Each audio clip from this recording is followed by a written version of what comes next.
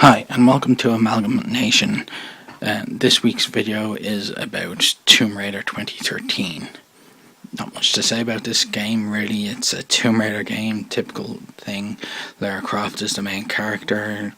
It's the main difference between this one and previous versions is this is Lara Croft before she became the badass Tomb Raider that we all know and most of us grew up with. Unfortunately, she is not the badass Tomb Raider. She's a whiny ass little thing. I don't want to swear in this because I don't know who's going to watch it, and I don't want to limit who's going to watch it, but we all know what I was about to call her. And she is that in this game. You can see her on screen right now, and she's, after being whining, she's injured, she's got no clue what she's doing.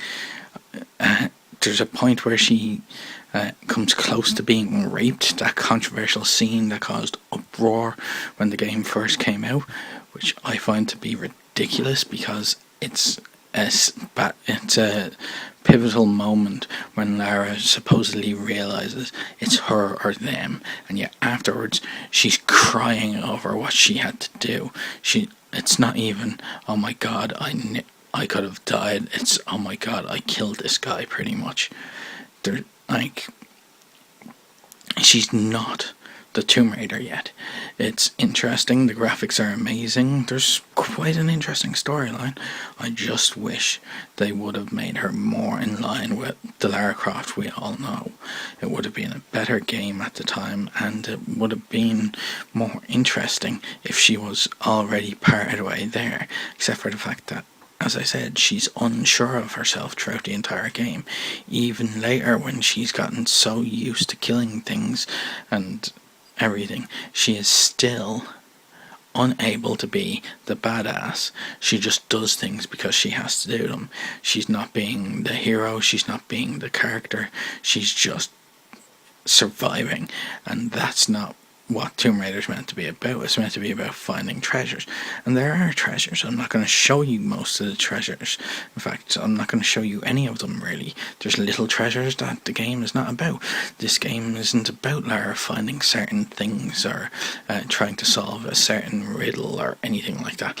It's about Lara becoming Lara and becoming the Tomb Raider, and it's not all that, well, it's not really a Tomb Raider game. This game could have been called anything else, and it's given the same storyline, and it still would have been the exact same. It wouldn't have been as big a deal if they had just come up with a character of their own and made a Tomb Raider-esque game with a main female character who has to go through all these trials. But we know Lara turns out to be a badass. We know she turns out to be one of the most powerful women in gaming. Right now you're looking at that particular supposed rape scene, and as I'm saying that, I'm doing quotation marks because she doesn't get raped. Anytime you fail to do the quick time triggers, she just gets killed. It's nothing sexual ever happens in this game. That's not a bad thing, that's not a good thing, but it's all about quick time events. You spend half your time running around and jumping from ledge to ledge, doing some free roaming stuff, collecting stuff. You'll be given the occasional goal like get this backpack from this place, or put this item in, go up that mountain and do this thing, or save such and such a person, or at least try to save them. Get from point A to point B. The usual game mechanics are all involved, and if it wasn't a Tomb Raider game, it would be a quite good game. But because they tacked on the name Tomb Raider, because they tacked on the name Lara Croft to the character, it means you're left wanting more. You have expectations from a Tomb Raider game. Tomb Raider games are meant to give you certain things, like guns, which this does give you, and a lot of games give you guns. It's meant to give you a femme fatale type character who can do anything, and this character does do anything, but it doesn't have quite the Tomb Raider feel. Tomb Raider is meant to be more about she knows what she's doing, she understands it, what she has to do, and she goes off and she does it. She goes from point A to point B. She fights her way through events and solves puzzles.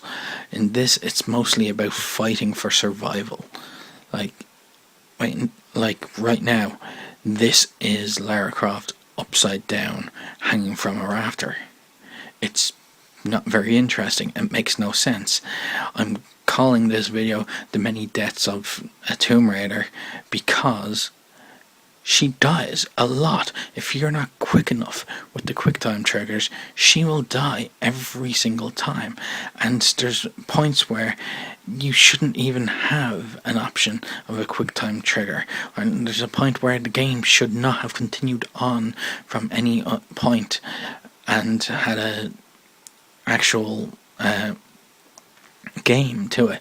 Like when she was hanging from the rafters, I know I just said she was upside down, and I realised, looking back on it, that she wasn't upside down, but she was hanging from the rafters by her hands.